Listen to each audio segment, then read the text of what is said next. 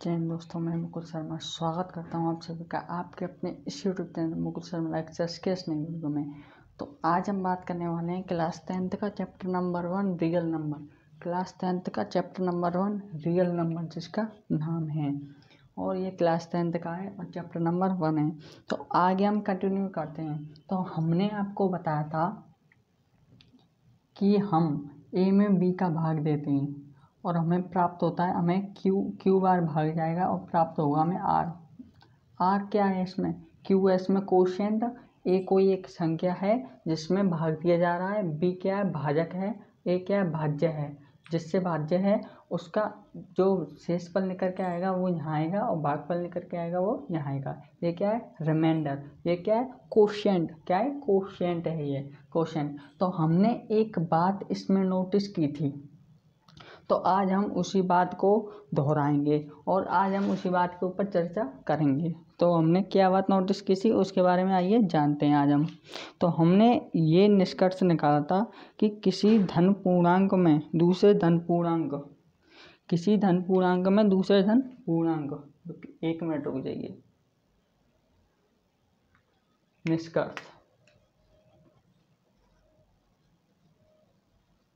क्या निकला था इसमें जो आपका निष्कर्ष निकला था उसके बारे में चर्चा करते हैं कि किसी धन पूर्णांक में ऋण पूर्णांक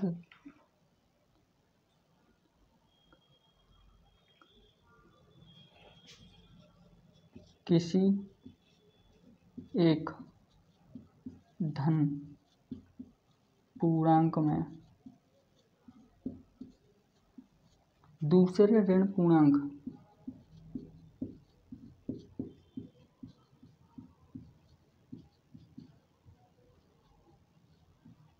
दूसरे ऋण पूर्णांक का भाग दिया जाता है, दूसरे ऋण पूर्णांक का भाग दिया जाता है और जो हमें शेषफल प्राप्त होता है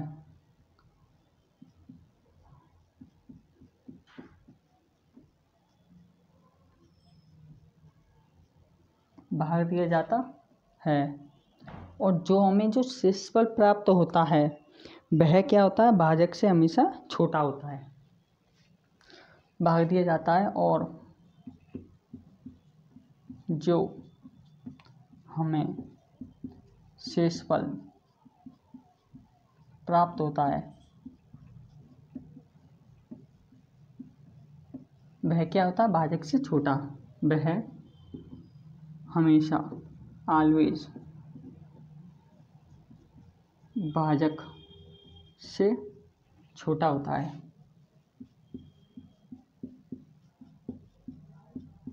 भाजक से छोटा होता है। एक बार दोहराएंगे, जो ये हमने निष्कर्ष निकाला था, बी क्या इसमें, बी है इसमें भाज्य और बी इसमें ए क्या भाज्य और बी क्या भाजक। भाज्य क्या है जिसमें हम भाग देंगे और भाजक क्या है जिसका हम भाग देंगे, और क्यू क्या निकल के आएगा यहाँ पर क्यू निकल के आएगा यहाँ पर भागफल, और आर क्या है यहाँ पर रिमाइंडर, रिमाइंडर कोशेंट, ये क्या है शेषफल, शेषफल को इंग्लिश में क्या कहते हैं रिमाइंडर। और जो आपका भाजक होता है उसको हम इंग्लिश में क्या कहते हैं कोशेंट कहते हैं। और बी क्या है कोई भी एक संख्या, मान ली हमने ए और बी हमने कोई भी संख्या मान ली, ये क्या है धन पूर्णांक हैं, ए व बी क्या है आपके धन पूर्णांक। अब आप कहोगे कि धन पूर्णांक किसे कहते हैं, धन पूर्णांक उसे कहते हैं जो 0 से लेकर अनंत की जो संख्याएं होती हैं उन्हें हम धन पूर्णांक कहते हैं, जो प्लस में आती हैं उन्हें हम धन पूर्णांक कहते हैं, और जो ऋण में आती हैं माइनस में आती हैं उन्हें हम ऋण पूर्णांक कहते हैं।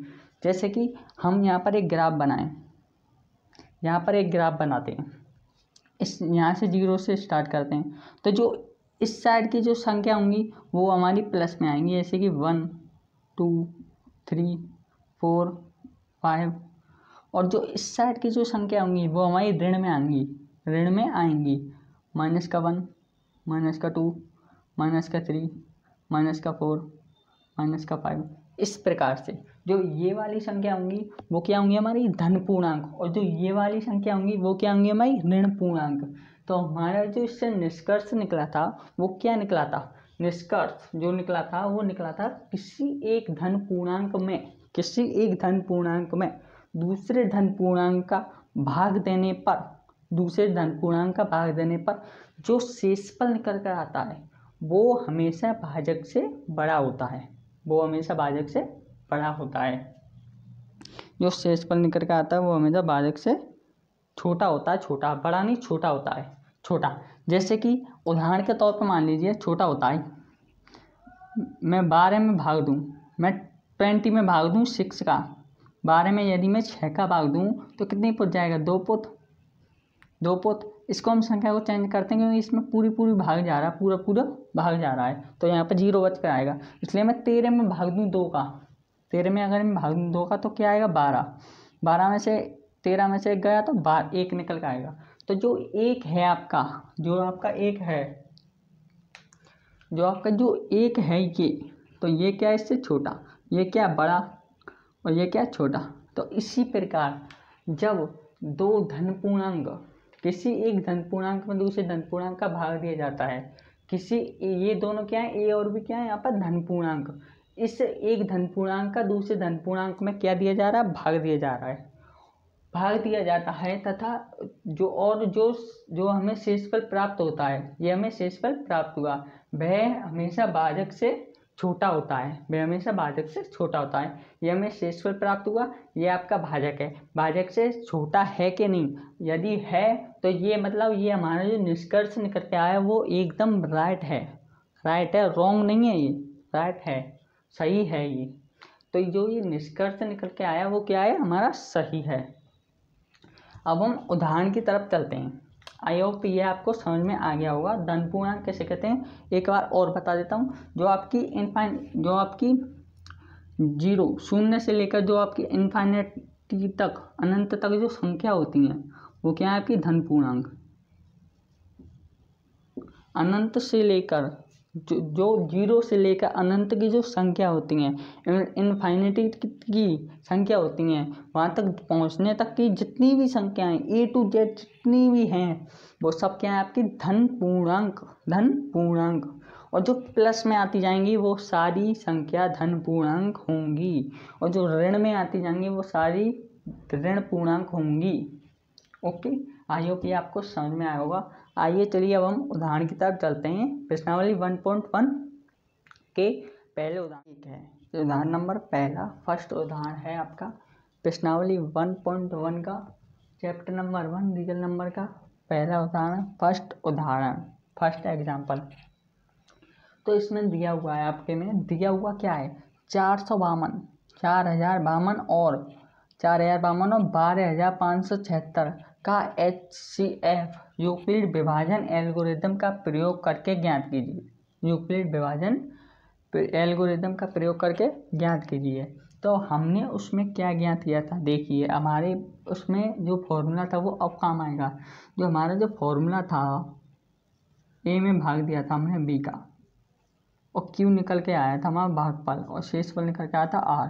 तो जो हमारा फॉर्मूला था ए बराबर B into Q plus R, जो ये हमारा फॉर्मूला था ये अब काम आएगा आपके। अब कैसे काम आएगा वो देखिए, उसको भी बताते हैं अभी। आप इसमें जो दिया हुआ है वो क्या है, 4052 तथा 12,576, ये हमें दिया हुआ है संख्या। तो इसमें सबसे छोटी संख्या कौन सी है, सिंपली 4052 की। तो 4052 का हम भाग देंगे किस में, 12,576 में। तो यदि हम, हाँ आपके लिए एक और इम्पोर्टेंट बात, यदि हम बात करें तो HCF की फुल फॉर्म क्या है, HCF की फुल फॉर्म देखते हैं हम। तो ये यहाँ HCF की आपकी फुल फॉर्म क्या है, हाईएस्ट, H का मतलब हाईएस्ट, हाईएस्ट कॉमन, C का मतलब कॉमन, और F का मतलब फैक्टर,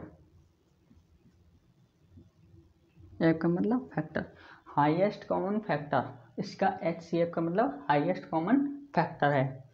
तो इसका हमें सबसे लंबी श्रृंखला से भाग करना है, क्या करना है, सबसे लंबी श्रृंखला से भाग करना है। हाईएस्ट कॉमन फैक्टर का मतलब यही होता है, फैक्टर मतलब विभाजित करना, हाईएस्ट कॉमन मतलब लंबी श्रृंखला से। ओके, लंबी श्रृंखला में इसको हमने विभाजित करना है इसको हमें। तो यदि हम भाग देंगे किसका 4052 का यदि हम भाग देंगे 12576 में, तो कितनी पूछ जाएगा, ये जाएगा आपके। इसमें एक ट्रिक और लगती है, जैसे कि यदि हमें पता नहीं है कि इसका भाग कैसे देना है, तो आपको वो ट्रिक पता होगी कि 4052 का पहले हम गुणा करके देखते हैं, इंटू करके देखते हैं। यदि हम 1 से इसका इंटू करेंगे तो इतनी संख्या प्राप्त होगी। यदि हम 2 से करेंगे तो कितनी प्राप्त होगी, 2 दूनी 4, 5 दूनी 10, 5 लगी 1 उतर गई, और ये 4 दूनी 8, ये हो गई। तो यदि हम ऐसे करके भाग देंगे तो इसका हमें आंसर मिल जाएगा। हालांकि मुझे पता है इसका कितनी पूछ जाएगा, लेकिन मैं आपके लिए बता रहा हूँ। इसका 3 से करके देखते हैं। अब ये इससे छोटा है ना ये, तो अब हम 3 से करके देखते हैं इंटू इसका। 3 दूनी 6, अब 3 पंजे 15, 5 लगी 1 उतर गई, और 3 चौक 12, तो 12156। इसमें क्या बैठ रहा है, 12156 बैठ रहा है आपका। तो यहाँ पर क्या लिखेंगे, 12156। अब इससे बड़ी संख्या तो कोई हो नहीं सकती, तो इसमें हम 3 का भाग देंगे और क्या निकल गया, 12156 निकल कर आया। जो आपका जो आंसर है वो निकल कर आया 12156। अब इसको हम माइनस करेंगे तो कितनी संख्या आएगी, 0। कितनी संख्या आएगी, 0। और इसको हम भाग देंगे, यदि इसको हम माइनस करेंगे तो टोटल संख्या कितनी निकल के आएगी आपकी, 420 निकल के आएगी। 420 के लिए देखिए मैं बताता हूँ। 7 में से यदि 5 घटाएंगे, 7 में से यदि 5 घटाएंगे तो कितनी निकल के आ रही है, 2, और 5 में से 1 गया तो 4, 12 से 12 खत्म, तो 420। अब इसका भाग देंगे हम किसमें, इसमें, इस वाली संख्या में इसका भाग देंगे हम, तो कितने पूछ जाएगा।